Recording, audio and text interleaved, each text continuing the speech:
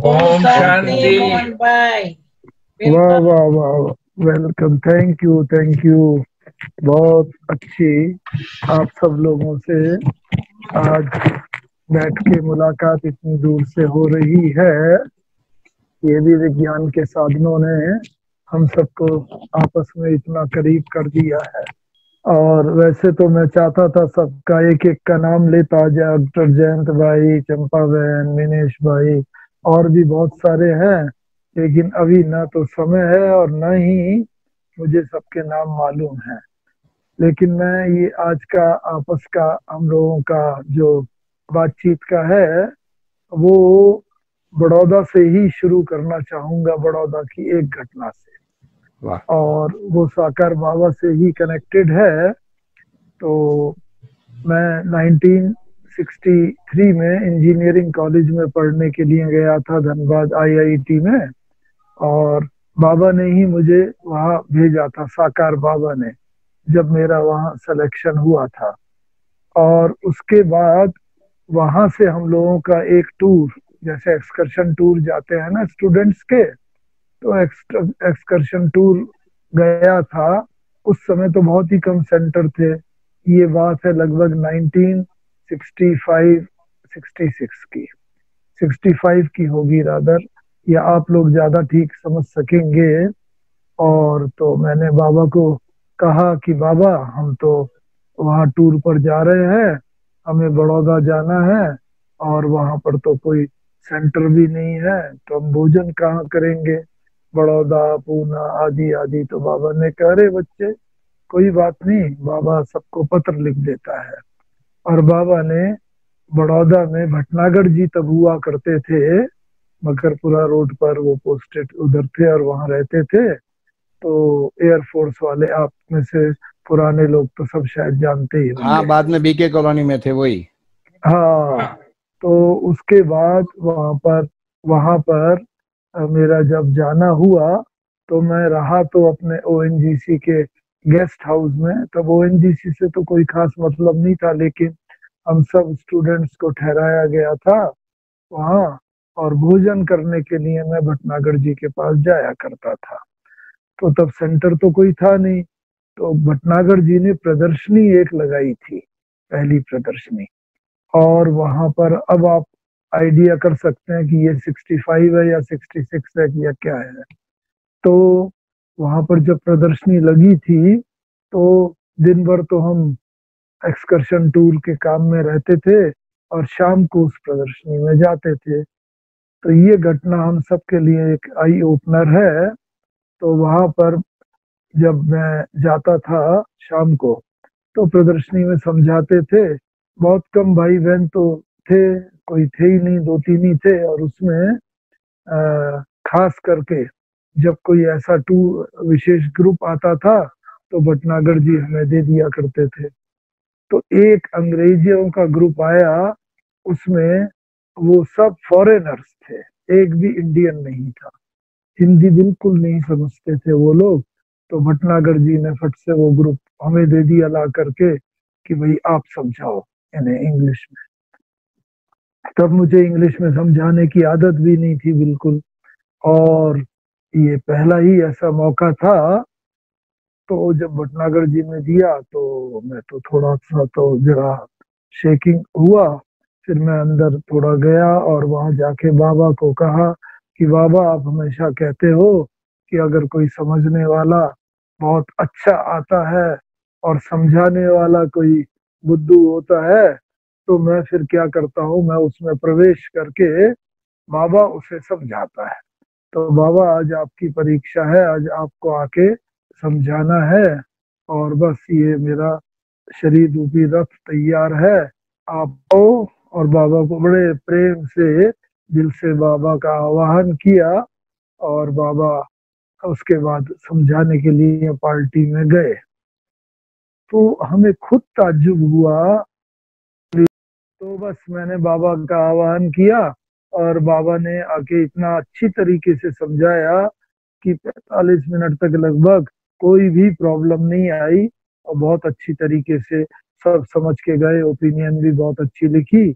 और वो सब लिखने के बाद वो चले गए। और भटनागर जी ने भी बहुत, वो भी खुश हो गए।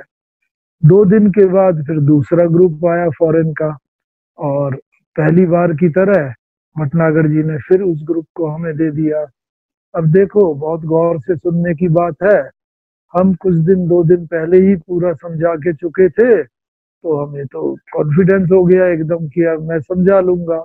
और जहां ये मैं शब्द आया ना, तो बस, तो पहले दिन की तरह हमने कोई उसे वो नहीं किया, बाबा का आह्वान बाबा को याद जरूर किया और खड़े हो गए समझाने के लिए। पार्टी ग्रुप आया, और उस दिन जैसे बाबा को हमने अपना शरीर रूपी रथ नहीं सौंपा, और बाबा को, बाबा भी बिल्कुल साक्षी होकर के देखते रहे होंगे। और उस दिन बहुत बहुत तकलीफ हुई सेकंड टाइम समझाने में, ना कोई वो फ्लो आया, ना हम कंटिन्यूअसली बोल पा रहे थे ठीक से, और हमें खुद महसूस हो रहा था कि ये कितना जमीन आसमान का अंतर है। तो देखो, आप सभी के लिए एक तो ये शिक्षा मिली, जो साकार बाबा भी कहते थे कि बाबा इस रथ को यूज करता है, बस मैं तो बाबा को हैंड ओवर कर देता हूँ, और बाबा को जो कहना होता है वो कहता है। तो ऐसे ही अगर हमें कहीं पर भी थोड़ा सा ये आया कि मैं समझा रहा हूँ, मैंने समझाया, बस फिर बाबा भी साखी हो जाता है। और ये 2 घटनाओं से, ये बड़ौदा की घटना, इनसे मुझे बहुत बहुत शिक्षा मिली। आज तक भी जब भी कोई छोटा बड़ा कोई प्रोग्राम होता है तो मैं भूलता नहीं हूँ, और बस प्रोग्राम से पहले योग करके, बाबा को आवाहन करके, बाबा को अपना ये रथ हैंड ओवर करके और फिर प्रोग्राम करते हैं, तो सदा प्रोग्राम में बहुत सफलता मिलती है। पहली बात तो एक ये है। और हम जब आगे बढ़ते रहे, हम वहां गए थे। अब थोड़ा सा बैकड्रॉप में चलता है, फिल्म भी होती है ना कभी कभी, वो बैकड्रॉप में चलती है। और इसीलिए अब हम 1962 में आते हैं। हम लखनऊ में पढ़ रहे थे यूनिवर्सिटी में, और बीएससी फाइनल ईयर में। तब हम ये वहां पर हमें ज्ञान मिला, और ज्ञान में चलना शुरू किया। लेकिन उस कुछ महीने के बाद ही हमारा सिलेक्शन हो गया था इंजीनियरिंग कॉलेज में, और हमें वहां जाना पड़ा। तो हम तो बाबा के पास गए कि बाबा, वहां जाने की बात है, और वहां हम कैसे, क्योंकि 4 साल तक का पढ़ना है ये इंजीनियरिंग का, और इसमें हॉस्टल में रहना पड़ेगा, वहां खाना खाना पड़ेगा, तो कैसे होगा, मुरली वहां कैसे मिलेगी, सब बातें कही। तो बाबा ने कहा, देखो, बाबा से कितना सीखने का है। तो बाबा ने सोचा कि होगा शायद कि अभी तो ये बच्चा 5, 6, 8 महीने का ही है, और दूसरी नई जगह जा रहा है जहाँ सेंटर भी नहीं है। तो बाबा ने वहाँ बोला, अरे बच्चे, कौन सी बड़ी बात है, वहां जाओ, तुम्हें वहां सेंटर खोलना है, और इसीलिए बाबा तुम्हें भेज रहा है, सेंटर भी खोलना।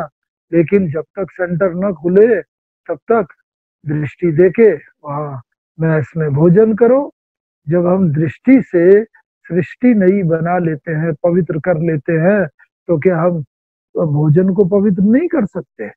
बाबा ने इतनी हिम्मत भर दी कि बस उसके बाद वहां गए, और बाबा ने युक्ति भी बताई कि बच्चे वहां जा रहे हो ना, तो जो मैस वाला होता है, बनाने वाला, खाने वाला, खाना बनाने वाला, उसको युक्ति से थोड़ा समझाना, और युक्ति से समझा के वो तुम्हारा सहयोगी बन जाएगा, तो बिना प्याज लहसुन का वो खाना निकाल दिया करेगा। अब भगवान के महावाक्य थे तो सत्य तो हो नहीं थे। वहां गए, और वहां जाके उससे बात करी, एक मैस वाले से। तो उसने कहा कि हाँ हाँ, मैं निकाल दूंगा। उसे कुछ थोड़ा एक्स्ट्रा भी पैसा देने लगे, और हमारे जैसे 4, 5 विद्यार्थी ऐसे निकल आए, जो कोई जैनी था या कोई प्याज लहसुन बचपन से नहीं खाया था, लाइक दैट। और इस प्रकार से वहां ये पूरा चलने लगा। लेकिन बाबा ने कितने वंडरफुल बात करी कि बाबा बस पत्र हमेशा लिखते थे, हर वीक ही आ जाता था बच्चे वहां पर सेंटर खोलने का पुरुषारत करो, और बाबा वहां पर, बाबा बैठा ही है, किसी बात की चिंता नहीं करनी है, और सब प्रबंध हो जाएगा। तो बस वहां पर ना, एक तरफ तो बाबा मुरली भेजता रहा, और दूसरी तरफ वहां पर हम लोग तो शुरू में तो मैस में भोजन किया, और उसके बाद वहां पर फिर भोजन करने की ये सोचते ही थे कि क्या करें। तो वहां पर बाबा ने ऐसा पुरुषारत करवाया। जब हमारा सिलेक्शन हुआ था तब तो नीचे से, बॉटम से 8-10 ऊपर पोजीशन थी, यानी 150 स्टूडेंट्स का सिलेक्शन होता था, तो कुछ 140 वहां कुछ नंबर था। लेकिन वहां पर बाबा को अपना काम करवाना था, तो कुछ 25% लोगों को स्कॉलरशिप मिलने का प्रोविजन था। तो वहां पर फिर जब वहां जाने के बाद वो एग्जाम हुआ, तो उसमें हमारा नंबर फर्स्ट 10 में आ गया, तो वहां पर स्कॉलरशिप भी मिलने लगी। और 75 रुपीज, उस जमाने में 75 रुपीज तो बहुत बड़ी बात थी।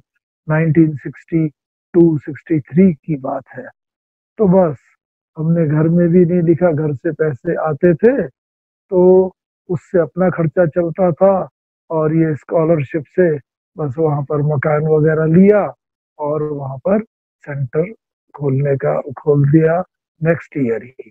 हमारे साथ एक और भाई, आप में से कई जानते होंगे, विनोद जैन, वो भी उस टाइम वहां पर थे, और वो भी हमारे सबसे पहला पहला कोर्स हॉस्टल में उन्हें ही करवाया। और इस प्रकार से हम दोनों ने मिलकर के वहां पर बाबा की सेवाओं की शुरुआत कर दी। तो देखो, बाबा जो कहता है, हिम्मत मर्दा मदद खुदा, तो थोड़ी सी पहले से ही, जबकि दूसरा ही वर्ष था, और उसी साल से ही बाबा ने सेवा में भी लगा दिया। और जब सेवा में लग जाते हैं, फिर तो माया के आने के भी चांस नहीं रहते। और इस प्रकार से 4 वर्ष तक वहां पर ये अध्ययन भी किया, इंजीनियरिंग की पढ़ाई भी करी, और कई प्रकार के मौके मिले।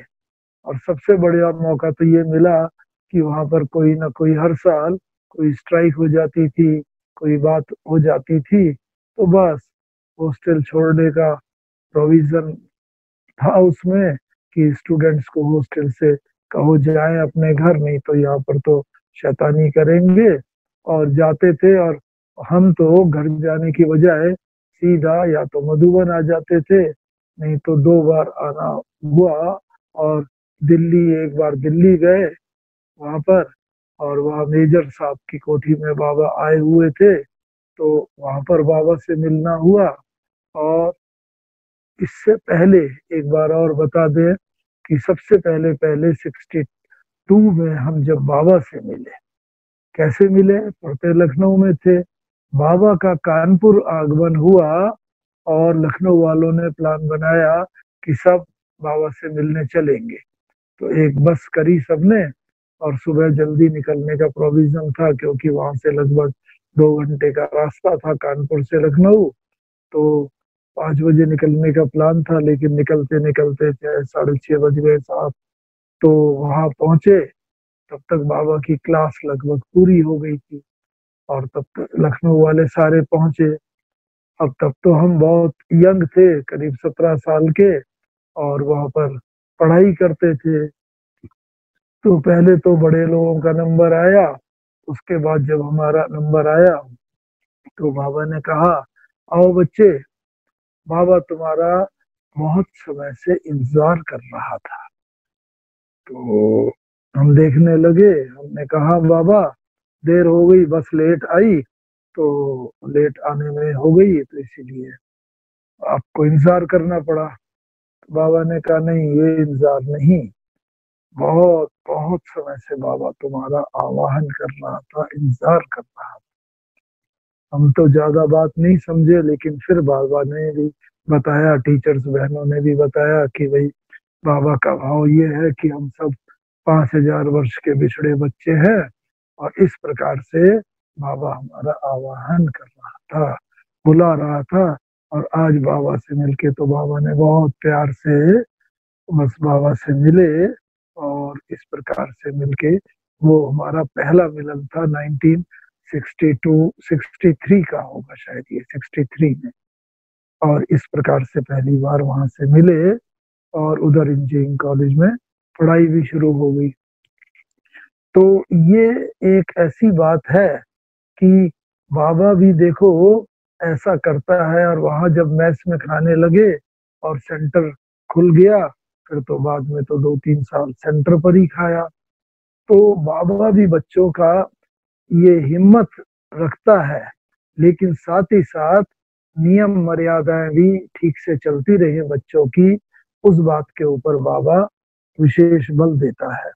और इसमें हमने ये देखा कि जब वहां पर सेंटर पर भोजन वगैरह करते थे, एक बार की बात है कि हम लोगों को रहते हॉस्टल में थे, तब तो ये सब इंटरनेट और मोबाइल में वगैरह फोन ये सब कुछ नहीं होते थे। तो एक बार बुधवार की रात को हम लोगों ने सोचा, हम और विनोद भाई ने, कि भाई चलो हम लोग भोग बनाते हैं, और कल गुरुवार है, बहन जी तो भोग लगाएंगी, हम लोग भी बाबा को भोग लगाते हैं। और बस अगले दिन सुबह उठ के नहा धो के भोग बनाने लगे, हलवा बनाया, और थोड़ा लेट हो गया इसमें। और जब तक भोग वोग लेके वहां पहुंचे तो करीब 8 बज गए थे, जबकि 7 बजे ही मैंने भोग लगा देती हैं। और तो वहां पर जब पहुंचे तो जाते ही हम लोगों ने कहा छोटी बहन से कि बाबा को भोग बना के लाए हैं, आप थाली में भोग लग गया क्या?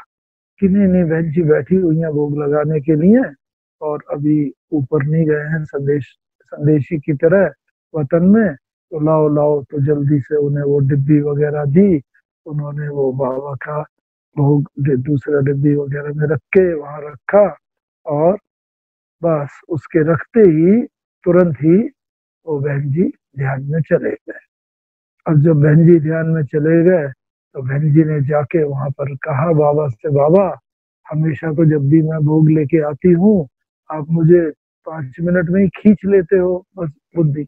आज मैं बैठे बैठे करीब पौना घंटा से ज्यादा हो गया, आज आपने मेरी बुद्धि की डोरी नहीं खींची है। तो बाबा ने कहा, अरे बच्ची मालूम नहीं था, आज मेरे दोनों बच्चों ने इतने प्यार से भोग बनाया था, और बस वो बाबा को बार बार याद कर रहे थे, बाबा बस जब हम पहुंचे तब ये बहन जी को आप खींचना। और भोग ये लेकर के आ रहे थे, तो बाबा कैसे उनके अपने दोनों से किलते बच्चों की बात टालता। तो जैसे ही वो भोग लेके आए, रखा, और बाबा ने तुम्हें तुरंत खींच लिया। तो देखो हम लोग संकल्प करते हैं, बाबा तक पहले ही पहुंच जाता है। उस वक्त फोन वोन तो था नहीं कुछ कि हम बहन जी को बता दे कि हम भी भोग लेके आ रहे हैं, बहन जी को मालूम ही नहीं था, किसी को भी नहीं मालूम था, लेकिन संकल्प हम लोगों का था और बाबा तक पहुंच गया। और बाबा ने अपना काम किया, इतना पौना 1 घंटे तक बहन जी को संदेश के रूप में खींचा ही नहीं। तो हम लोग कोई भी अगर संकल्प करते हैं, लेकिन संकल्प में अगर दृढ़ता होती है, तो बाबा बंधा हुआ है हम बच्चों के संकल्प को सिद्ध करने के लिए। तो ये एक बार नहीं अनेकों बार हमने जीवन में देखा है। और बस, और इसके लिए बाबा ने हम सब लोगों को एक ऐसी रामबाण औषधि दी है। और क्या कहा है बाबा ने? बाबा ने शब्द भी दिए थे एक अव्यक्त मुरली में, हाँ, कि बाबा ने कहा वहां पर अव्यक्त मुरली में कि ये जो बच्चों का किस रेफरेंस में मैं बोल रहा था, ये कि कौन सी बात चल रही थी, ये आप लोगों को आवाज आ रही है?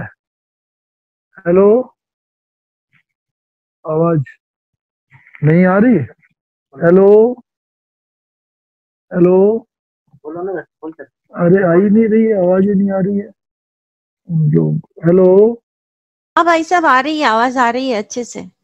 अच्छा अच्छा, आ रही है आ तो रही ठीक है, हाँ हाँ हाँ, थैंक यू है ना।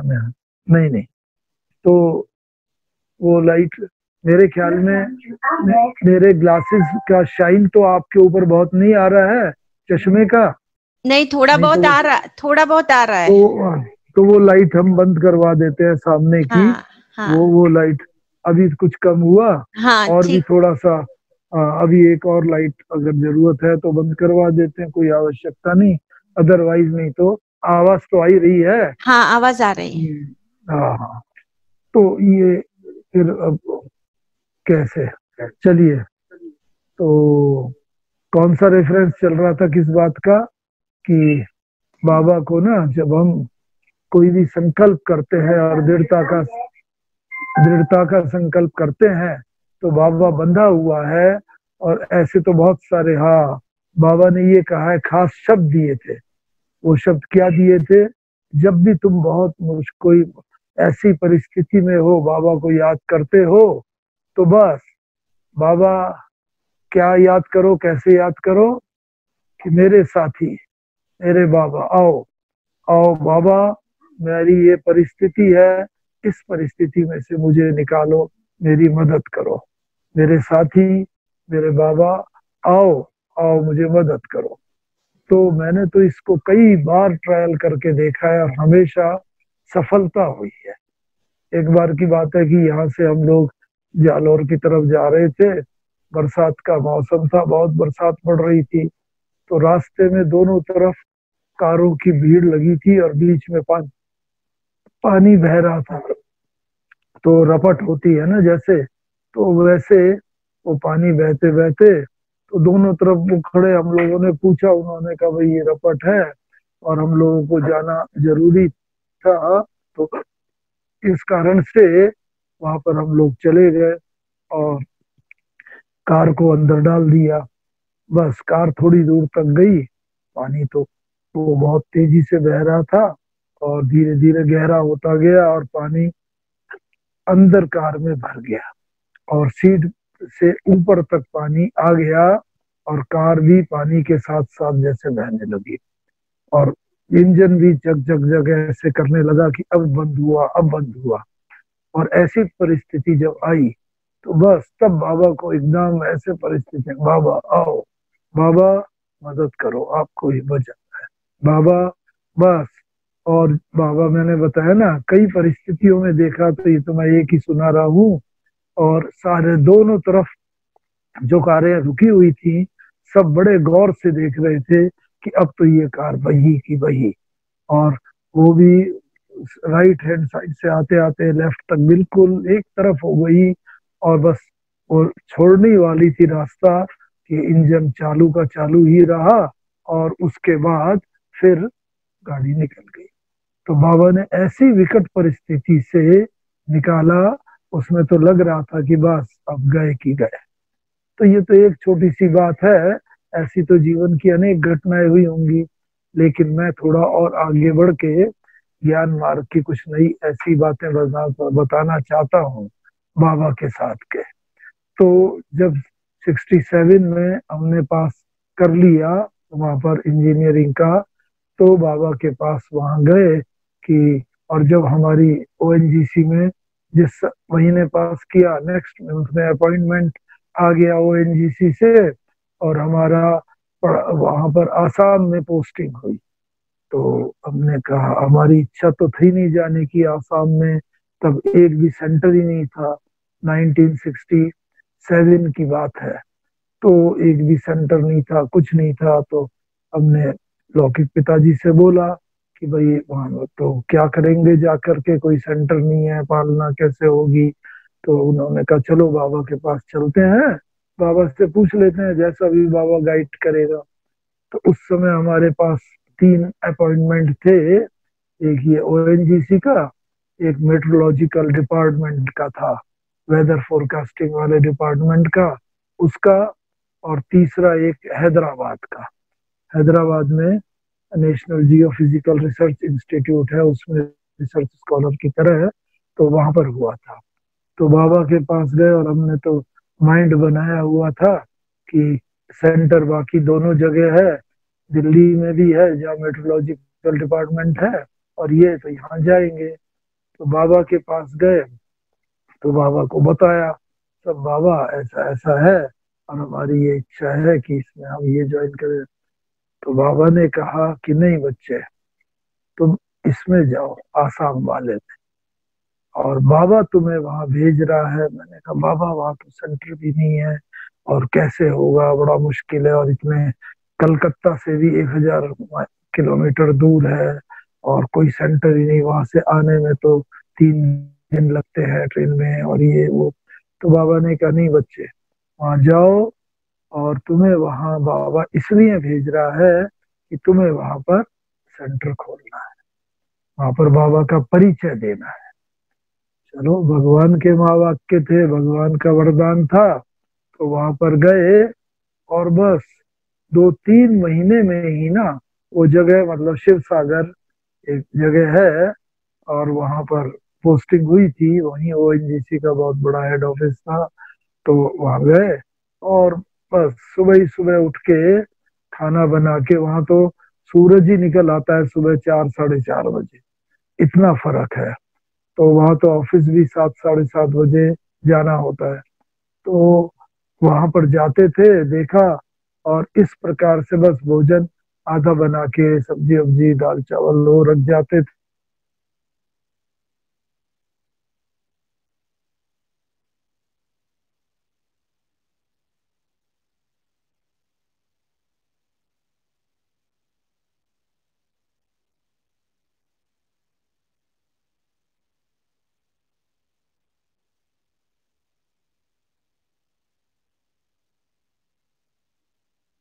चित्र फैला के बैठो, वहां पर ये प्रदर्शनी करो, वहां पर ये जाके सबको समझाओ, और देख फिर बाबा की कमाल देखना।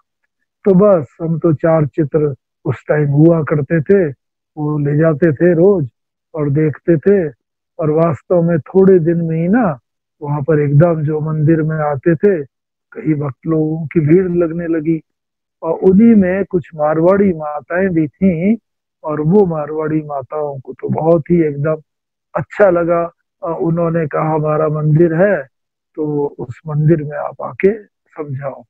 तो वहां पर जाके समझाना शुरू किया, और वहां पुजारी ने भी बहुत सहयोग दिया, और बस 2 महीने के अंदर ही वहां पर मारवाड़ी माताओं का, और जिसमें वो ज्यादा थी, वो एक क्लासेस चलने लगी।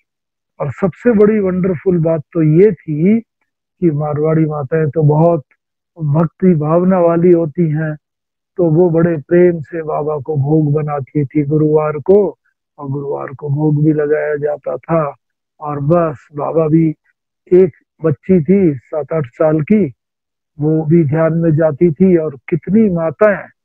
और बाबा कहता है, जब बाबा देखता है, मैंने पहले भी बताया ना कि बच्चे अगर इतना नहीं समझा सकते तो बाबा अपना काम करता है।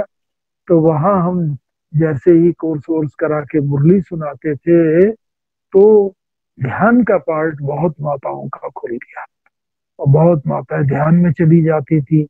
और ध्यान में बाबा दिखता था, कभी लक्ष्मी नारायण, और उनका जब ही पार्ट वो हो गया, और सारा वो तो छोटा शहर था, बहुत जल्दी ही 1-2 मास, 1 मास में ही एकदम चारों तरफ फैल गया कि यहाँ तो भगवान के दर्शन होते हैं, और यहाँ जाए। तो बहुत भीड़ लगने लगी थोड़े दिनों में ही। और मारवाड़ी माता है, और वो तो एक अजीब ही रूहानी नशे में चढ़ गई, क्योंकि जब साक्षात्कार होता था और वो बच्ची ध्यान में जाती थी, संदेश लाती थी, और इस प्रकार से सेवा बहुत बहुत बढ़ गई। तो बाबा जब भेजता है, बोलता है कोई भी महावाक्य, उसके अंदर कोई ना कोई गुह्य रहस्य समाया हुआ होता है, ये हमने देखा।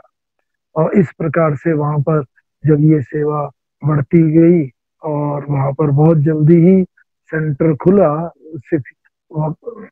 ये बात जो है, पहला पहला वहां पर जब सेंटर खुला 69 में, क्योंकि 68 में वहां पर क्लासेस वगैरह शुरू हुई, और 69 में जब बाबा थे, और उससे पहले ही सेंटर, तो बाबा के बहुत अच्छे अच्छे पत्र आते थे, और वहीं पर ही हम थे। तभी बाबा का वहां पर ये गया अब बाबा को हमने लिखा कि बाबा, देहरादून से बहन जी का पत्र आ रहा है कि यहाँ पर हम म्यूजियम बनाने वाले हैं, आप थोड़ा गाइडेंस करने के लिए आ जाओ, तो हम जाएं क्या वहाँ।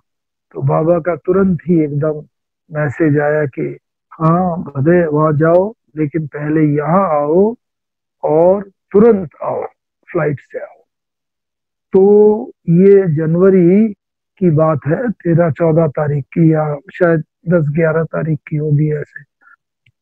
तो तुरंत ही हमने जल्दी जल्दी छुट्टी के लिए अप्लाई किया। और तब वो तो लाइफ में हमारा पहला ही फ्लाइट का वो था, और फ्लाइट तो इतनी सस्ती भी नहीं होती हैं।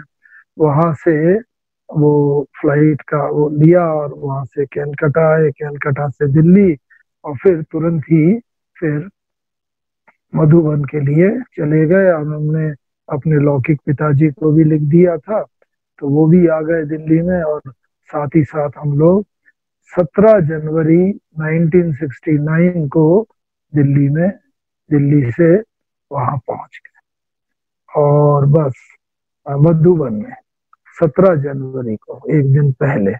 और इस प्रकार से ऐसा वो चला कि बाबा को देखा वहां पर, और बस बाबा का स्वरूप तो बिल्कुल कर्मातीत अवस्था का स्वरूप था। और ऐसी स्थिति थी बाबा की, बिल्कुल ऐसा लगता था फरिश्ता जैसे चल रहा है, जमीन में पैर भी उसके नहीं पड़ रहे हैं, और हवा में ही जैसे चलते चलते। और बाबा का तो पर्सनैलिटी भी ऐसी थी, ब्रह्मा बाबा की, बड़ा लंबा कद था, गौरा रंग था, आंखों में इतनी रूहानियत की चमक थी। बस जिसको भी बाबा देखते थे, बस वो एक टक होकर के बाबा की तरफ देखता ही रह जाता था, ऐसी स्थिति थी।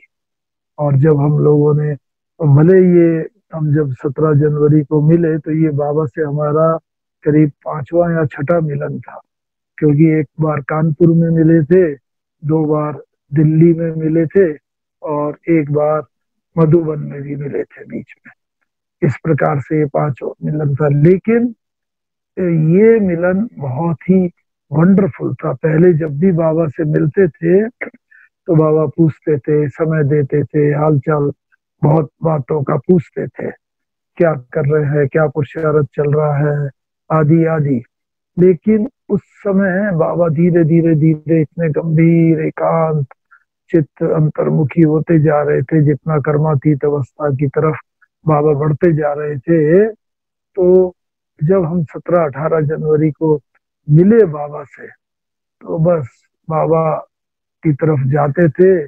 हम सोचते थे अब हम आज बाबा से ये पूछेंगे, आज बाबा से हम ये अपने पुरुषार्थ की बात करेंगे, आज सेवा की बात करेंगे, आज हम ये पूछेंगे। लेकिन बस बाबा के सम्मुख जाते थे, और बाबा नैन मुलाकात करते थे, दृष्टि देते थे, और उसके बाद बाबा कहते थे कि बच्चे, अच्छा ये पूछने आए हो, अच्छा ऐसा कर लो, ऐसा हो जाए। तो देखो, एक अक्षर भी बताने की जरूरत नहीं पड़ती थी कि हम क्या, किस लिए आए हैं। ये कर्मातीत अवस्था का लक्षण है, एक लक्षण जो हम सबको अचीव करना ही है, सूनर और लेटर। क्योंकि ये अवस्था, इसका ही भक्ति मार्ग में गायन है, मन जीते जगत जीत। क्योंकि जिसने अपना मन जीत लिया होगा, वो जगत को भी जीत सकता है। जगत अर्थात जगत के जो भी प्राणी मात्र आदि हैं, सब जो है इस ऐसी स्थिति में उन सब के ऊपर जैसे उसका मानसिक रीति से नियंत्रण हो जाएगा। और ये तो हमने प्रैक्टिकल में ही देखा कि बाबा के पास जब भी जाते थे, 1 बार गए, 2 बार गए, लगभग 5-6 बार 17 तारीख और 18 तारीख को बाबा से मिलना हुआ। तब और ज्यादा पार्टी थी नहीं, तो बहुत ही अच्छा गोल्डन चांस मिल गया।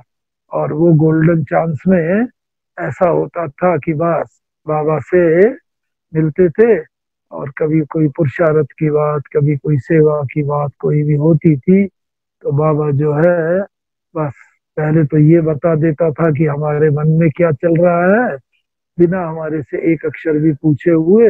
और उसके बाद फिर बाबा ये बोलता था कि बच्चे ऐसा कर लो, ऐसा हो जाएगा, यही पूछने आए हो ना।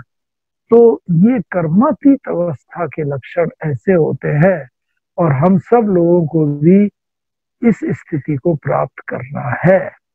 लेकिन ये स्थिति प्राप्त करने का यही होगा, क्योंकि इससे पहले हमने देखा जब 62 63 में मिलते थे, और उसके बाद बीच बीच में जब जब मिलते थे, तो बाबा धीरे धीरे सब समेटते जा रहे, अंतर्मुखी होते चले जा रहे थे बाबा।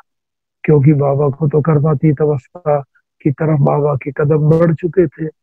तो इस कारण से ऐसी स्थिति हम लोगों को भी अगर पानी है, तो हमें भी एक काम तो ये करना पड़ेगा, जितना भी हमने फैलाव किया हुआ है, चाहे लौकिक रीति से हो चाहे अलौकिक रीति से, सेंटरों का फैलाव हो, गीता पाठशालाओं का, चाहे लौकिक रीति से संबंधियों का, बच्चों का, आदि आदि, सब समेटते जाना है।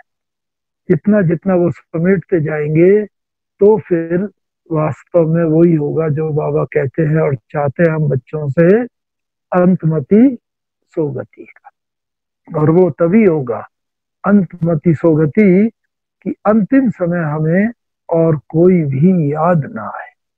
और उसके लिए सबसे बड़ा पुरुषार्थ ये है कि अभी से ही समेटना शुरू कर दें।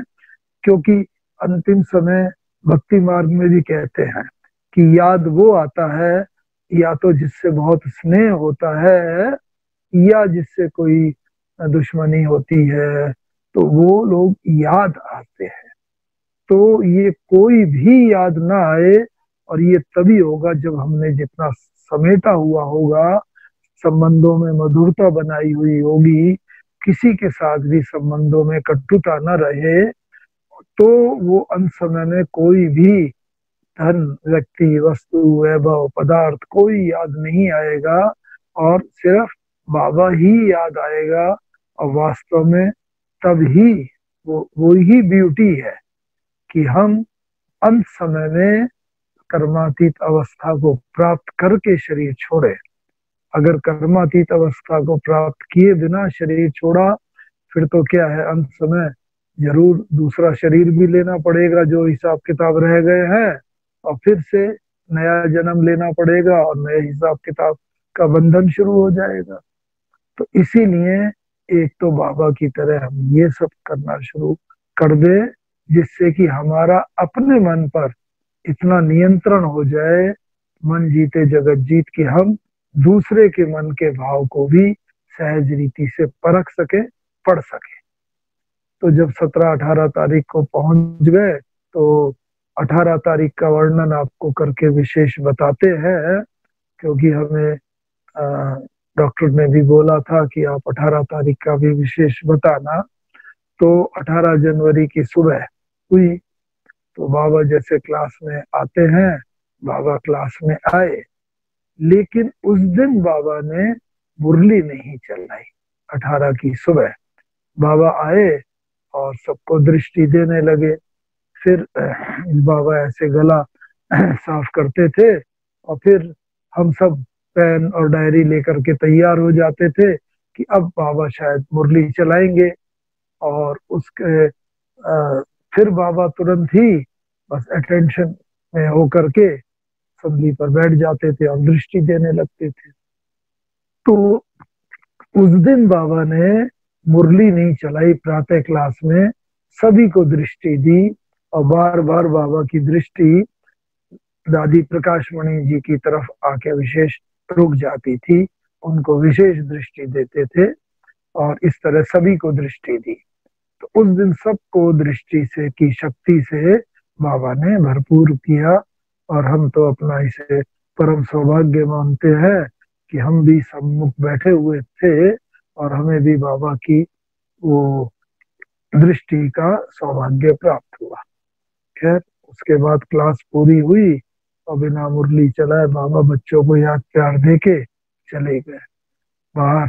बच्चे हो गए, और जाते ही फिर बाबा ने ईशु दादी से कहा कि आज सब पत्रों के उत्तर लिखवा दो, क्योंकि पहले पत्र आते थे तो पत्रों के जो उत्तर बाबा हाथ से ही लिखते थे और रेड पेन से बाबा पत्र लिखा करते थे सिंधी में, और काफी गैप होता था दो लाइनों के बीच में, तो बीच में ईशु दादी जी उस पत्र का हिंदी में ट्रांसलेशन करके नीले इंक से वो पत्र लिख देते थे। तो जिससे बाबा भले सिंधी में लिखते थे लेकिन ईशु दादी जी हिंदी में ट्रांसलेशन करके उसको भेजते थे, और इस प्रकार से वो पत्र सबके पास पहुंच जाते थे, और सबका बस बाबा का पत्र देखते ही मन मयूर एकदम नाच उठता था, खुश हो जाता था कि भगवान का पत्र आया है, बाबा का पत्र। क्योंकि बाबा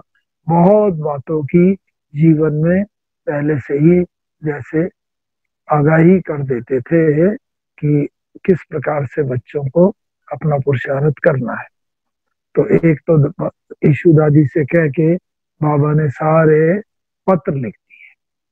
देखो उस दिन की दिनचर्या सुनना, पता चल जाएगा कि बाबा ने कैसे भीष्म पितामह का पार्ट बजाया, इच्छा मृत्यु का पार्ट बचाया, किस प्रकार से बाबा को पहले ही आभास हो गया था कि आज मेरा बच्चों से आखिरी मिलन है, तो इसीलिए बाबा ने पहले ही ये कहा कि आज सारे पत्र लिखा। क्योंकि अगर कोई पत्र का उत्तर बिना दिए रह जाता तो फिर उसके बाद ये करते थे कि बस सब कहते थे कि बाबा आपने पत्र जो है, हमने पत्र लिखा, और बाबा तो पत्र का उत्तर दिए बिना ही चले गए थे जरा, तो बाबा तो पत्र का उत्तर नहीं दिया, इसीलिए बाबा ने एक भी पत्र नहीं छोड़ा, नंबर 1।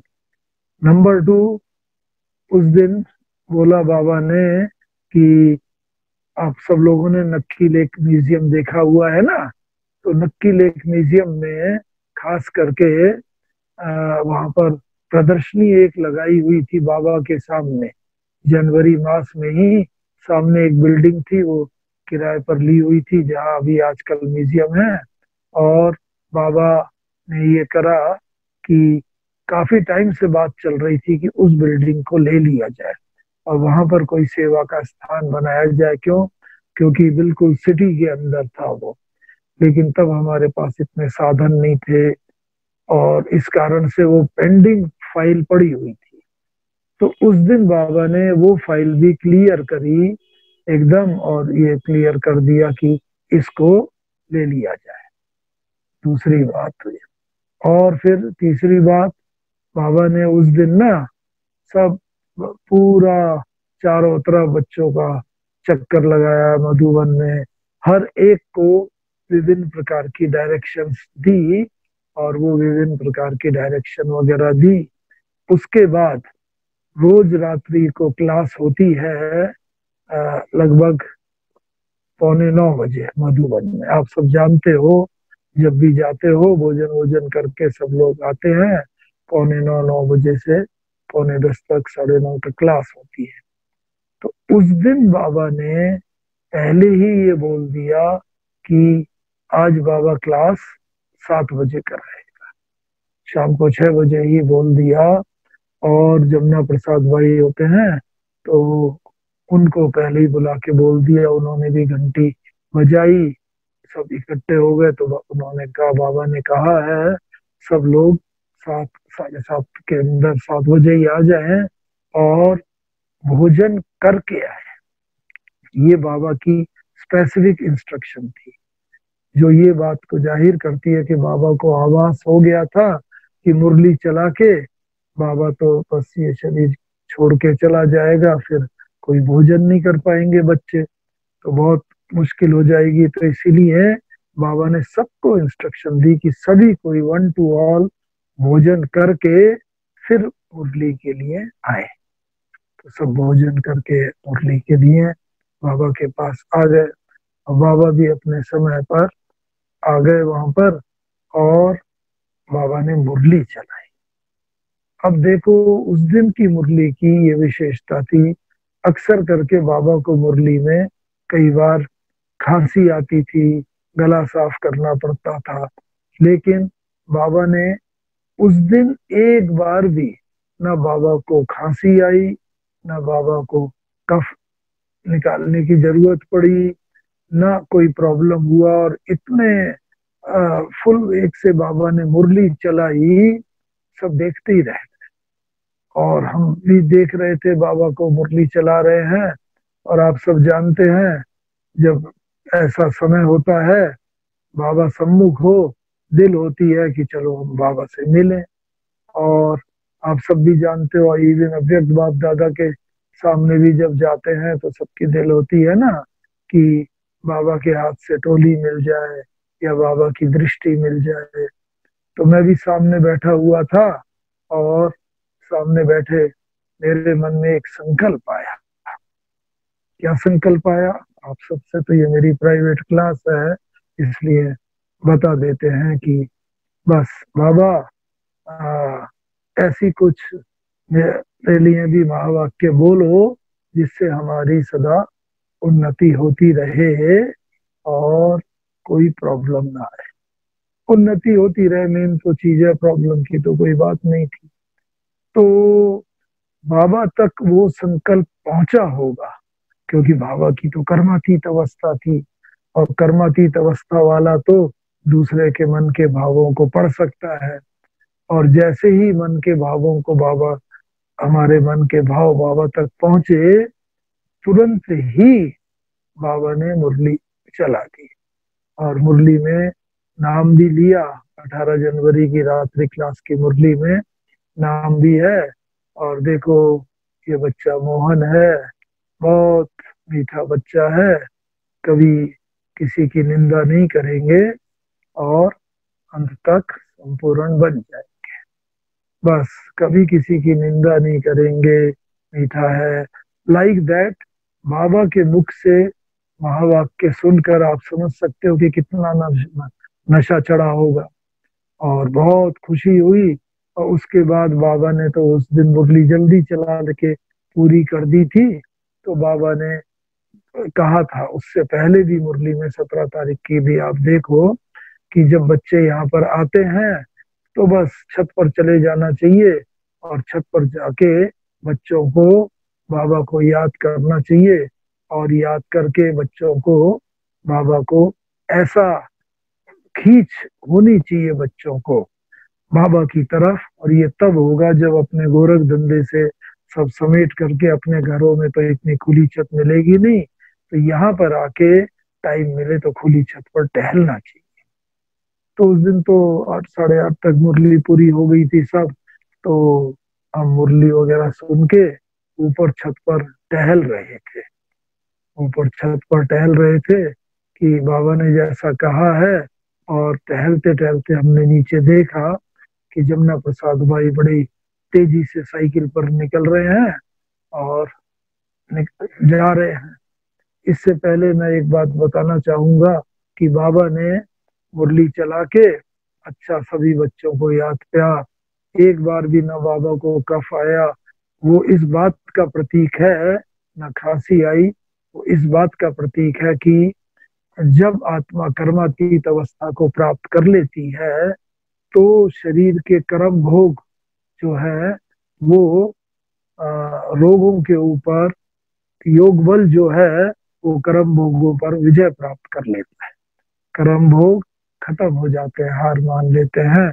तो उस दिन भी बाबा ने ये देखा, हम लोगों ने, कि बाबा बस मुरली चला करके बच्चों को दृष्टि दे करके दरवाजे तक आए।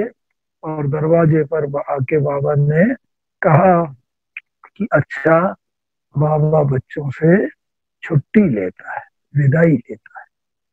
ये शब्द बाबा ने पहले कभी नहीं कहे, लेकिन ये शब्द खास निराकारी, निरहंकारी, निर्विकारी, वो सब तो ज्ञान की बात क्लास में दरवाजे तक हुई। लेकिन अंतिम शब्द ये थे, अच्छा बाबा बच्चों से छुट्टी लेता है, विदाई लेता है। तो किसी ने बहुत गौर नहीं किया, छुट्टी लेता है, विदाई लेता है, यानी कि गुड नाइट कह रहा है बाबा, एंड गुड नाइट करके बाबा चले गए। और सबने यही सोचा, किसी ने तो सपने में भी ख्याल नहीं था। और बाबा गए और फिर कमरे में गए तो वहां पर दादी जी बाबा के साथ ही साथ बाबा से को विदाई देने के लिए गए। तो बस हम सब जानते हैं, दादी जी ने सुनाया भी कई बार हुआ है, बाबा के हाथ में दादी जी का हाथ और नैन मुलाकात करते हुए बाबा ने जैसे विदाई ले ली, छुट्टी ले ली। तो ये एक जो कर्मातीत अवस्था ना, और बाबा से बच्चों ने बाद में पूछा, अभी भी आप वो मुरली पढ़ो, अगर मुरली के बाद 13 दिन तक भोग लगता है ना, तो भोग लगा तो एक संदेशी रोज जाती थी, भोग लगाती थी। तो संदेशी उस दिन जब गई तो संदेशी ने कहा कि बाबा से कि बाबा, बच्चे पूछ रहे हैं कि बाबा को अंतिम समय में क्या फीलिंग थी, जब बाबा शरीर छोड़ रहे थे तो उस समय क्या महसूस था। तो बाबा ने कहा, बच्ची, ये बस जब अंतिम समय आया, बाबा क्लास करा के आया तो हार्ट में थोड़ा पेन हुआ और पेन बढ़ता जा रहा था, दर्द बढ़ता जा रहा था। तो वो दर्द जितना बढ़ता जा रहा था तो एक तरफ बाबा शिव बाबा को याद कर रहा था, दूसरी तरफ पेन बहुत बढ़ता जा रहा था। तो शुरू में पेन का तो ज्यादा जोर था, बहुत तेज शरीर के अंदर दर्द भी हो रहा था, तकलीफ भी हो रही थी। लेकिन बाबा दूसरी तरफ शिव बाबा को ऐसा एकटक इतना तेजी से याद कर रहा था कि धीरे धीरे जो है वो शरीर का दर्द जो है वो कम महसूस होने लगा, और जो बाबा का याद का बल था वो बढ़ता गया। तो पहले याद का बल बढ़ता गया, और फिर याद का बल बढ़ते बढ़ते बढ़ते ज्यादा हो गया, और शरीर का जब ये बहुत कम हो गया, तब बस बाबा ने बच्चों से छुट्टी ले ली, विदाई ले ली। तो अंतिम पेपर जो बाबा ने कई बार बताया है हम बच्चों को, कि अंतिम पेपर जो होगा वो हम सब बच्चों का शरीर का पेपर, और बहुत सारे पेपर बताए हैं। आवश्यक वस्तुओं के अभाव का भी पेपर होगा, पुराने संस्कारों का भी पेपर होगा, सब कुछ होगा। लेकिन अंतिम पेपर जो होगा वो शरीर का होगा, क्योंकि जितने बचे कुछ हिसाब किताब होंगे वो सारे शरीर से चुकतू होंगे, और शरीर के हिसाब किताब ये चुकतू हो करके जब अंत समय में ना ऐसे होंगे कि फिर अगर कोई और याद आ गया तो बुद्धि उधर चली जाएगी, और फिर तो कर्मातीत अवस्था नहीं होगी। इसीलिए अंतिम पेपर शरीर का होगा, और इसीलिए बच्चों को उस पेपर के लिए तैयार रहना है कि कर्म भोग और कर्म योग दोनों की युद्ध जो चलेगी, शरीर की जितनी भी बची कुची भोगनाएं हैं, वेदनाएं हैं, वो सारी की सारी ऐसी हो जाएगी। तो इस तरीके से जब ये हुआ और बाबा ने वो शरीर छोड़ दिया, पहले तो सबको विश्वास ही नहीं हुआ कि ये ऐसा हो सकता है। लेकिन बाबा ने मन जीते जगत जीत, वो तो उदाहरण हम सब ने देख ही लिया, सुन लिया।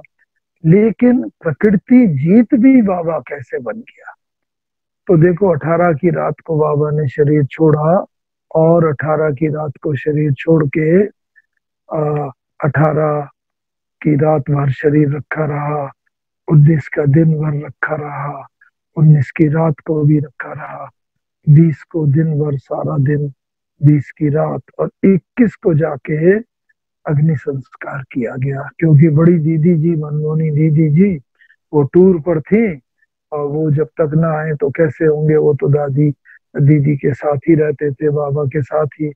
तो इसीलिए वो 20 तारीख को सुबह पहुंचे, और उसके बाद ही बाबा का संस्कार किया गया। और ये देखिए कि शरीर है, ये प्रकृति है, और डॉक्टर तो खुद ही, डॉक्टर जैन वहां पर है, तो वो डॉक्टर भी ये जानते होंगे कि जब आत्मा शरीर छोड़ देती है तो क्या होता है, धीरे धीरे शरीर अकड़ जाता है, स्टिफ हो जाता है, आत्मा चली गई तो शरीर तो स्टिफ हो जाता है, धीरे धीरे रंग भी काला पड़ने लगता है, स्टिफ भी हो जाता है, फिर डिसइंटीग्रेशन होती है बॉडी का, तो बदबू भी आने लगती है, आदि आदि। लेकिन हम तो खुद वहां पर थे और वहां हमने देखा कि ये कुछ भी 3 दिन के बाद भी जब हम लोग बाबा के शरीर को स्नान आदि करा के और वहां पर ले गए तो कोई भी एक भी ऐसा वहां पर ये लक्षण नहीं दिखा। बाबा का शरीर वैसे ही चमकता हुआ था और काफी हद तक बॉडी में थोड़ी फ्लेक्सिबिलिटी भी थी पूरा, और पूरा का पूरा कोई ऐसी बैड स्मेल और कोई ऐसी बात नहीं थी। ना तो कोई बाबा को इंजेक्शन दिया गया था उस समय और न ही कोई लेप वगैरह केमिकल लोशन वगैरह लगाया गया था। लेकिन ये एक ऐसी स्थिति थी कि इसके अंदर वहां पर कोई भी हर एक ने देख रहा था। तो ये है प्रकृति जीत का लक्ष्य।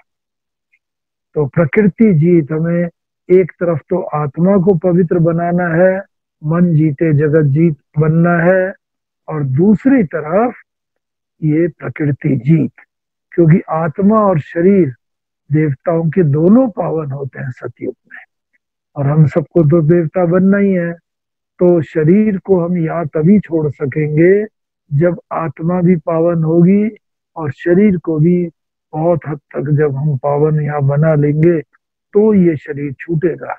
नहीं तो ये अंत तक भी हमारे लिए एक परीक्षा का पेपर बना रहेगा। तो आवश्यकता इस बात की है कि हम किस प्रकार से अपने को ऐसा बनाएं कि आत्मा के साथ साथ शरीर को भी। अब ये तो एक बड़ा सब्जेक्ट है, मैं उसे नहीं लेना चाहता आज के दिन। प्रकृति जीत किस प्रकार से बने, कभी बाद में चांस पाएंगे। 5 तत्वों के ऊपर कैसे विजय प्राप्त करें कि हम इच्छा मृत्यु को प्राप्त हो। इच्छा मृत्यु को का मतलब क्या है कि हम अपनी इच्छा से शरीर छोड़ें। ऐसा नहीं कि कोई प्राकृतिक आपदा आए और अर्थक्वेक आए, फ्लड आए, फैमिन आए, वो आए और तब हमें शरीर उसकी वजह से अगर हमने छोड़ा तो फिर ये तो इच्छा मृत्यु तो नहीं हुई भीष्म पितामह की तरह, ब्रह्मा बाबा की तरह, और हमें तो बाबा के पद चिन्हों पर चलना है। तो इसीलिए जब कभी ऐसा हो तो हम अपनी हमें भी ये पहले भासना आ जानी चाहिए कि बस अब मेरा ये शरीर छूटने वाला है। उससे पहले ही बचा कुचा अगर 1-2 हिसाब किताब हो तो वो हम चुकतू कर लें, और इससे जब शरीर छूटे तो हमें कोई भी व्यक्ति वस्तु एवं आदि याद ना आए और बिना किसी उसके हम अपनी इच्छा से शरीर छोड़ते हैं। तो अभी आवश्यकता ऐसी स्थिति को प्राप्त करने की है, और हम समझते हैं अपने को बहुत लगी कि हम सबसे दूर से दूर थे। तब विदेशों में तो कोई भी सेंटर नहीं था, आसाम सबसे दूर से दूर था। और हमें याद आया कि हम जब आसाम जा रहे थे तो बाबा से हमने बोला कि बाबा इतनी दूर आसाम जा रहे हैं तो वहां पर तो किस प्रकार से मधुबन आ सकेंगे, इतनी जल्दी जल्दी नहीं आ सकेंगे। तो बाबा ने कहा था बच्चे कोई नहीं, बाबा तुम्हें भेज रहा है और बाबा तुम्हें समय पर बुला लेगा। उस समय ही बाबा ने कहा बाबा तुम्हें समय पर बुला लेगा। और देखो बाबा ने किस तरह समय पर हमें, अंतिम समय पर इतने दूर में दूर थे और समय पर बाबा ने बुला लिया, और जब समय पर बुला लिया फिर तो हमें अंतिम ये सब दृश्य भी देखने को मिला। बहुत लंबी कहानी है, उसके बाद भी कैसे हम सब लोगों को और कर्मातीत अवस्था के बाबा के क्या क्या चिन्ह देखे और क्या क्या और बातें हुई, वो तो मैं अभी नहीं बताऊंगा, क्योंकि मुझे जो समय दिया गया है वो समय संपूर्ण हो गया है। और इस कारण से मैं यहाँ पर ये समाप्त करना चाहूंगा और यही आशा रखूंगा कि केवल ये बाबा की कहानी हम सुनने तक ही सीमित न रहें, बल्कि बाबा ने पुरुषार्थ करके जैसे जैसे अपने को कर्मातीत बनाया, हम भी बाबा के पद चिन्हों पर चलते चलते उसी कर्मातीत अवस्था को पाए और ट्रू सेंस में फॉलो फादर करें। इन्हीं के साथ आप सब लोगों को बहुत बहुत धन्यवाद। शांति से सुना। ओम शांति। कोई अगर कोई प्रश्न वगैरह हो तो पूछ सकते हैं, नहीं तो आप सब लोगों को गुड नाइट और बहुत बहुत बधाइयाँ और थैंक यू, शुभकामनाएं। थैंक यू भाई साहब, बहुत थैंक बहुत यू। आपका भी शुक्रिया। एक दो हाँ छोटे से प्रश्न साधारण कि हाँ बोलो। जैसे सब जानते हैं कि जब बाबा ने शरीर छोड़ा तो बाबा के कमरे में दादी प्रकाश मणि के हाथ में हाथ दिया और शायद गंगे दादी और कोई था जो बाबा के पीछे थे, तो ऐसे 2-3 व्यक्ति थे। और उस वक्त भाई साहब आप कहाँ थे? प्रैक्टिकल जब बाबा ने शरीर छोड़ा तो आप कहाँ पर थे? हाँ, वही मैंने बताया ना कि मैं ऊपर टहल रहा था। हाँ और तब तब मैंने जमुना प्रसाद भाई को देखा साइकिल पर जाते हुए, तो मैंने उनसे पूछा ऊपर से हाँ कि अरे भाई, आप अभी रात को इतने लेट में कहाँ जा रहे हैं? तो हाँ। उन्होंने नीचे से ही मुझे बताया कि भाई अच्छा कुछ बाबा की तबीयत ठीक नहीं लगती है, तो दादी ने मुझे डॉक्टर के पास, दादी भेज रही हैं, तो मैं डॉक्टर को बुलाने जा रहा हूँ। हाँ हाँ तो वो उधर डॉक्टर को बुलाने गए और मैं भी सीढ़ियां उतर करके, जो बाबा का कमरा तो आप सबने देखा है, जी। पहले ऐसा कमरा नहीं था।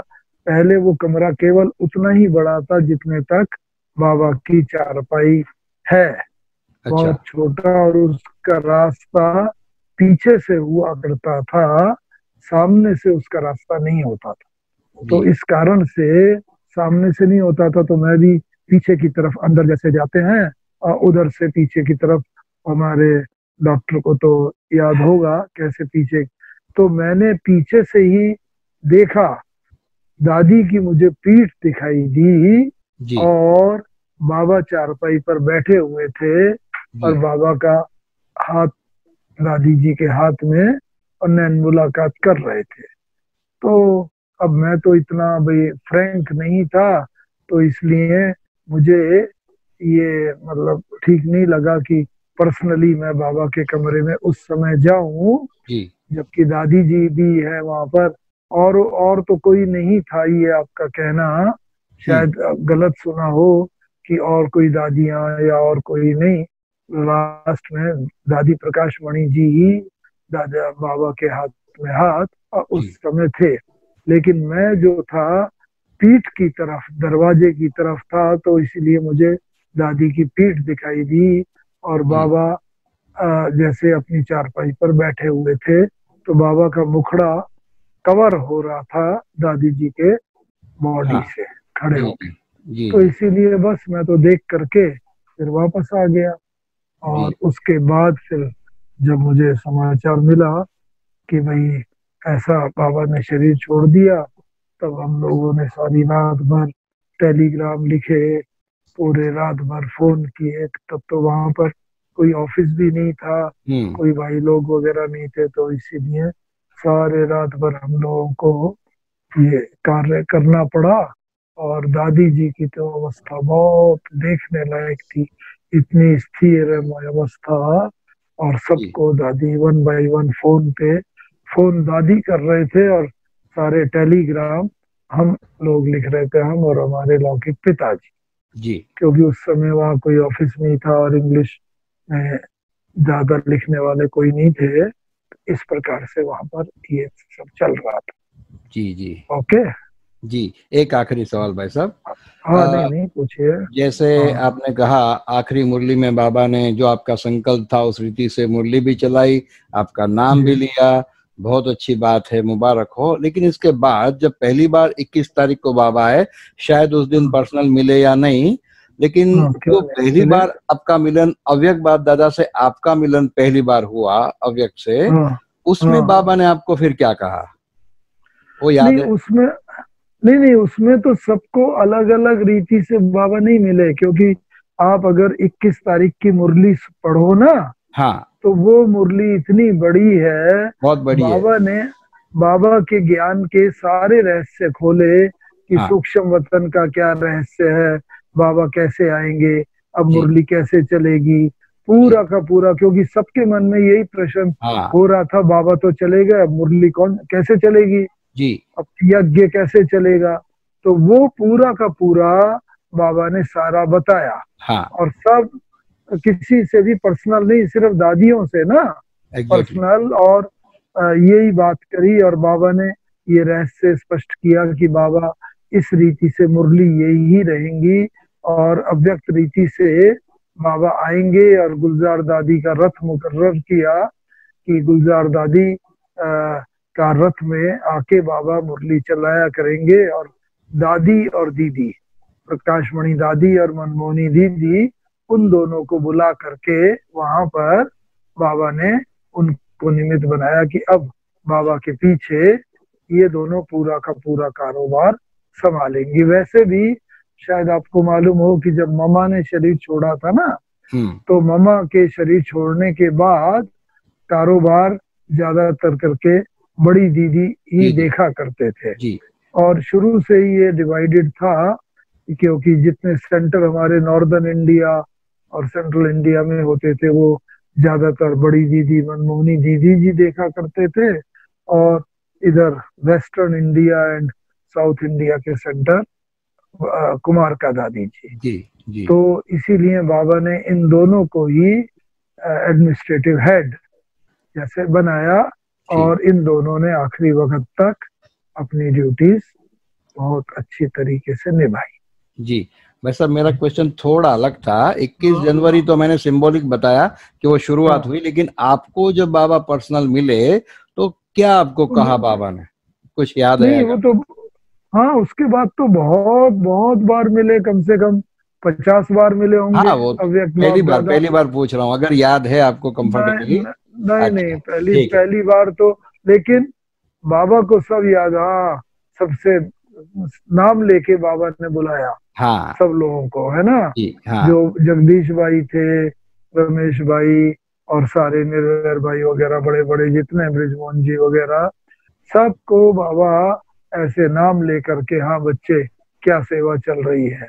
हमें भी याद है कि हम भी वहीं थे, और तब तक हम वहां पर रुके रहे, जी 25 26 27 तारीख तक जी। वहां पर थे, जब तक ये भोग वगैरह। और ये तो 13 दिन तक चलता है, तो हाँ पूरे हाँ 13 दिन तो नहीं रुके, जी लेकिन उसके बाद हम अपना जी। फिर बाद में आसाम में आ गए। हाँ जी हाँ जी। हाँ हाँ, तो तो 21 ये तो तारीख को तो 21 तारीख को तो बिल्कुल ये नया पार्ट था, व्यक्त पार्ट। तो आपको हाँ 21 को ही ये निश्चय हो गया कि यही गुलजार दादी के तन में शिव बाबा और अव्यक्त ब्रह्मा दोनों अवतरित हुए, 21 को ही आपको निश्चय हो गया आपको?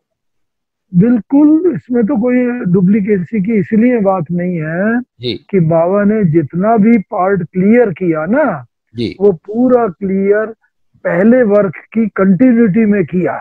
अच्छा जितने तक बाबा छोड़ गए थे, उसके बाद की कंटिन्यूटी। जी। अगर कोई नया रीति से होता ना, हाँ और ये तो इस वजह से, लेकिन ये बड़ा, it was as clear as anything जी कि सबको ही धीरे धीरे ना ये पार्ट हुआ। लेकिन शुरू में थोड़ा डिफिकल्टी होती है कि बाबा तो नॉर्मल, ब्रह्मा बाबा के थ्रू जब मुरली चलती थी, तब तो नॉर्मल आवाज में बाबा मतलब हाँ बोला करते थे, और अव्यक्त बाप दादा तो थोड़ा हस्की वॉइस जैसा आप जानते हैं, हाँ। है ना। हाँ, क्योंकि अव्यक्त रीति से वो आत्मा शरीर का मिलन तो बाबा बताया करते थे। गुलजार दादी का भी अभी थोड़े दिन पहले भी मुरली में बताया, ये दोनों आत्माओं का, ब्रह्मा बाबा का और गुलजार दादी का, दोनों का विशेष पार्ट है कि इतने परम पिता परमात्मा भगवान को अपने शरीर में स्थापित करना, और भगवान को इतनी देर के लिए अपना शरीर देना, ये साधारण आत्माओं का काम नहीं है। तो जी गुलजार दादी का पार्ट उसके बाद से धीरे धीरे खुलना शुरू और जी। ज्यादा हो गया।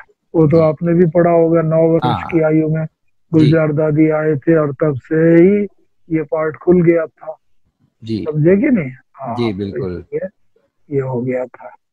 जी बहुत ठीक बहुत है। धन्यवाद भाई साहब आपका। तो आपकी वाणी की भाई साहब दो जब विशेषताएं है, आज मौका है तो सुना देता हूं आपको और भाइयों बहनों को, जो मुझे जी महसूसता होती है। एक तो जी आपकी वाणी की विशेषता यह है कि वो जो चित्र आपने देखे हैं वो हमारे मानस पटल पर आप क्रिएट कर देते हो, ये आपकी वाणी की एक विशेषता है, ये शायद सब में नहीं होती। और दूसरा, आपकी वाणी में वो माधुर्य है जैसे बहती नदी की धारा में जो एक स्वर गुंजित होता है, वो धारा आपकी वाणी में है। तो दोनों की बहुत विशेषता की आपको मुबारक, और बहुत अच्छी और गहरी बातों से आपने हमें लाभान्वित किया। लेकिन मुझे ऐसा महसूस होता है, अगर डॉक्टर साहब अनुमति दे तो भाई साहब आपका दूसरा सेशन होना चाहिए, ताकि आपको जहां से छोड़ना पड़ा है बात को वहां से वो आगे हो सके। आप अनुमति दे, डॉक्टर साहब अनुमति दे, तो एक दूसरा सेशन किया जाए, और डेट मैं बाद में आपको बता दूंगा, क्योंकि डेट्स कई वक्ताओं को दी होती है।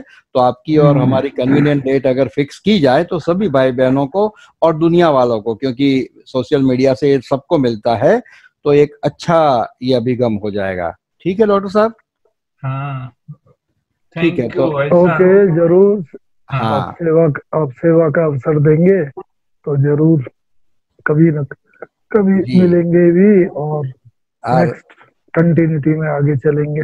विशेष ओके। तो श्रीनिवास भाई बहुत उत्साही रहते हैं और बहुत उमंग है श्रीनिवास भाई को। देखो अभी भी फोटो बहुत पकड़ के देखो। खड़े हैं ताकि सब देख पाए। तो और डॉक्टर साहब का बहुत दिनों से संकल्प था भाई साहब आपका रखने का, और हम आपसे संपर्क करें उससे पहले श्रीनिवास भाई ने हमारा संपर्क कर लिया। तो मैं ये देख रहा था कि कितना उमंग है हमारे भाई को, और आज भी मैसेज जैसे सब जगह पे डाला है कि भाई साहब को देखो अभी एकदम लगे हुए हैं। यही आप लोग चल रहे ये हैं। अच्छा है। क्योंकि भाई यही सब सेटिंग वेटिंग करते हाँ हैं, करते हैं। और लेकिन हम लोग हाँ, तो ना ऑलराउंडर है, ऑलराउंडर। ऑलराउंडर है, इसीलिए हाँ इनका भी और आप सब लोगों को भी बहुत बहुत बहुत थैंक्स। बहुत खुशी हुई। जी और ये तो भाई ये बोल रहे हैं श्रीनिवास भाई, तो ये जो फोटो आप हाँ देख रहे हैं ना, हाँ जी हाँ, हाँ, तो ये जो फोटो आप देख एकदम रहे अलग हैं, है, लेकिन ये एकदम अलग है। हाँ बहुत भाई आप समझ सकते हो, नीचे कुछ लिखा भी शायद इसमें हाँ लिखा है 65 का शायद ये फोटो होगा, है ना? 65 है। हाँ, तो इसीलिए आप हाँ समझ सकते हो कि तब हम उस वक्त में मतलब छोटे थे। लगभग 16-17 साल के थे, जी और तभी ज्ञान में आने के बाद मधुबन वगैरह आए हुए थे। तो मधुबन हिस्ट्री हॉल के पास का ये फोटो है, और ये अगली बार हम और भी वर्णन देंगे। जी ओके, जी जी ओम शांति। चलिए 2 मिनट, ओम शांति। हाँ, साइलेंस में। जी 2 मिनट बाबा को याद कर लिया जाए। तेरी पालना का बाबा, तेरी पालना का बाबा, एहसान चुकाए किस तरह, एहसान चुकाए किस तरह। तूने प्यार से जो पाला, तूने प्यार से जो पाला, शब्दों में गाए किस तरह। तेरी पालना का बाबा, तेरी पालना